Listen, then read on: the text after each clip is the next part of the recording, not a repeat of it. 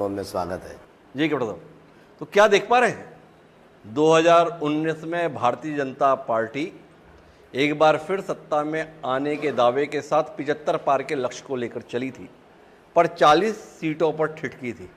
2024 में कैप्टन अभिमन्यु किस रूप में पार्टी की संभावना को देख रहे हैं?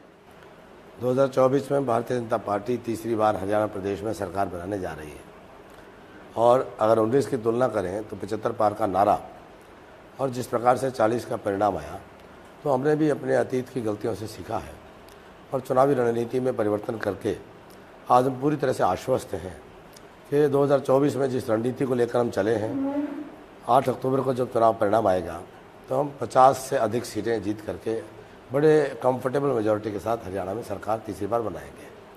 तो ये जो स्पष्ट जनादेश के साथ में सरकार बनाने का आत्मविश्वास कैप्टन अभिमन्यु अपने बयान में जाहिर कर रहे हैं, उस आत्मविश्वास की बुनियाद क्या है? क्या ऐसा काम किया है पार्टी ने और क्या ऐसा काम किया है संगठन ने जो आपके आत्मविश्वास को इतना बढ़ा रहा है? दोनों बातें हैं कि एक तो केंद्र सरकार और राज्य सरकार के कामकाज से जनता में बहुत अधिक संतुष्टि है और सबका साथ, सबका विकास, सबका विश्वास, सबका प्रयास के संकल्प को केंद्र और हरियाणा सरकार दोनों ने बड़ी अच्छे से ईमानदारी से लागू किया है। जो लोकसभा का चुनाव का परिणाम था वो बीच में एक आई ओपनर था, वो कहीं ना कहीं रणनीतिक भूलों का एक परिणाम था और मैं समझता हूँ कि वास्तविक जनादेश जो था वो कहीं ना कहीं इससे बेहतर था। जनमत बेहतर था पर जनादेश की जो अभिव्यक्ति हुई है वो रणनीतिक चूकों के कारण से कांग्रेस कुछ सीटें हमारे बराबर आकर के ले गई। तो उन चीज़ों को अब दोबारा न दोहराया जाए तो पार्टी के स्तर पर वो रणनीतिक निर्णय है। साथ साथ संगठनात्मक स्तर पर भी ये देखा कि लोकसभा के चुनाव के बाद कहाँ कहाँ संगठनात्मक स्तर पर परिवर्तन करने की या गैप किया है जिसको दूर करने की आवश्यकता है। तो दोनों स्तर पर काम हुआ है। और हरियाणा में एक और विशेष बात है जी, 57 साल से हरियाणा प्रदेश का एक इतिहास है, 58वां साल चल रहा है। जब से हरियाणा बना है तो छोटा सा हरियाणा था, संसाधन कम थे, प्रश्न उठाया जा रहा था कि हरियाणा कैसे कामयाब होगा। तो हरियाणा के पूर्वजों ने एक बड़ी अच्छी परंपरा डाली, वो डाली कि हरियाणा हमेशा डबल इंजन सरकार से चलेगा। हरियाणा ने आज तक कभी भी दिल्ली के खिलाफ सरकार चंडीगढ़ में नहीं बनाई है। तो इसलिए जिसकी दिल्ली में सरकार बनती है, हरियाणा में कमोबेश परंपरा से ही वो सरकार चंडीगढ़ में बनती है। अब दिल्ली में बीजेपी मोदी जी की सरकार है, हरियाणा में भी वो सरकार बनेगी।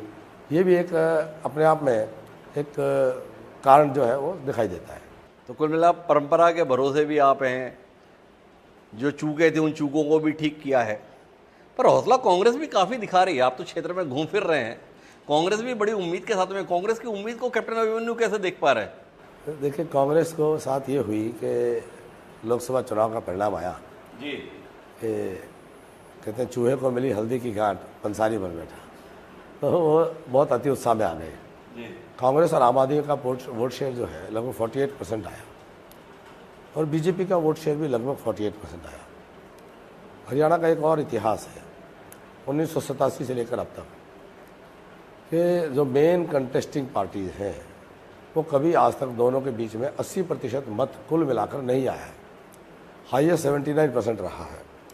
तो अब ऐसे में अगर वो 16% इतिहास दोहराते हुए कहीं ना कहीं घटता है तो, और हम देख भी रहे हैं सब जगह, ज़्यादातर वो कांग्रेस का घटता हुआ दिखाई दे रहा है।